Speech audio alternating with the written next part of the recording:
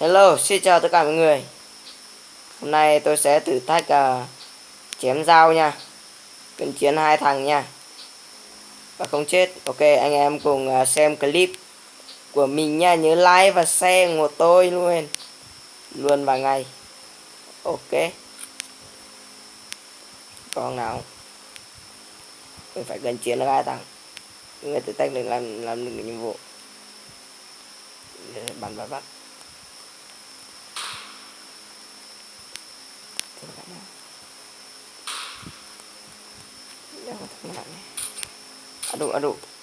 Đủ mày. Mày không mất giọt máu nào. Thằng nào lên đây? Có thằng nào lên ạ?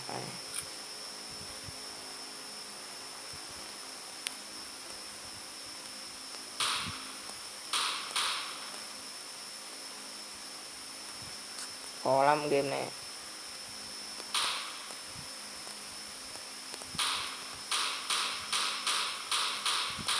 Bắn mãi đều được. Chúng này thì hay con mẹ nó đạn rồi. Ok, cố gắng thủ đây. Đây. Một cận chiến. Ok.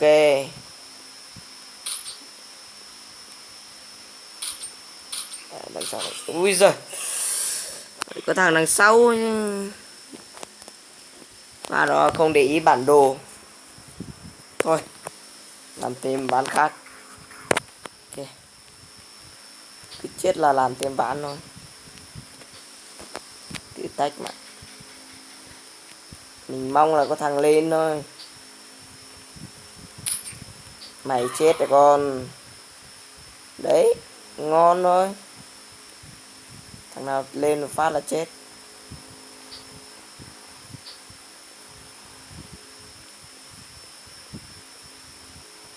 Ok, phải dình từ từ. Từ khoai nó sẽ nhử này. Chơi tí.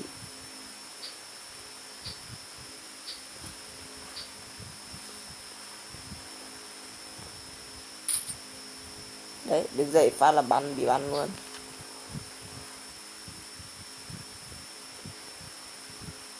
Cú nào lên không?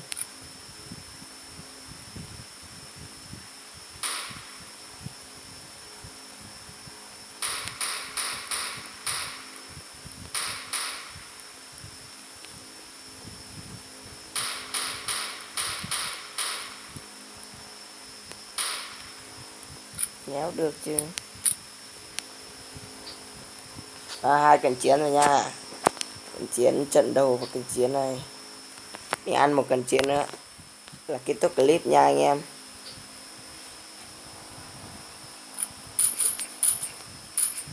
Đằng sau. Ui giời, cày quá, cày thế.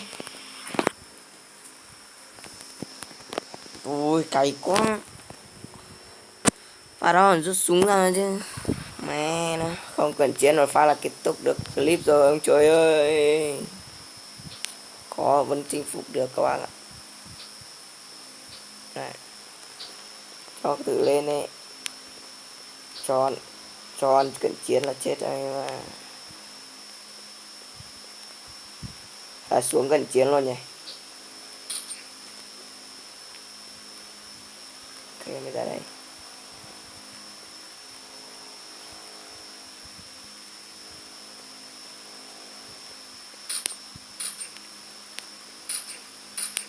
Một cận chiến. Ok. Nào lên nữa.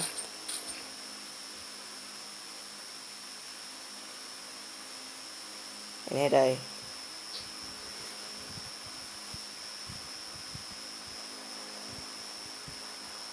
Cái này có lên không? Em theo dõi trên bản đồ nha.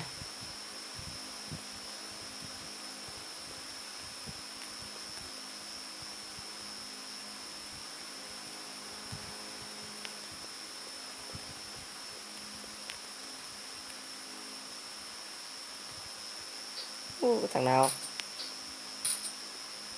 Đây xem nào. cái thằng này lên. Không. Lên là ăn chắc cận chiến rồi. Thằng nào lên không?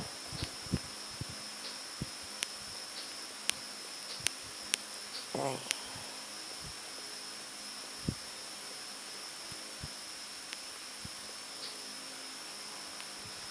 Thằng cua lên đi.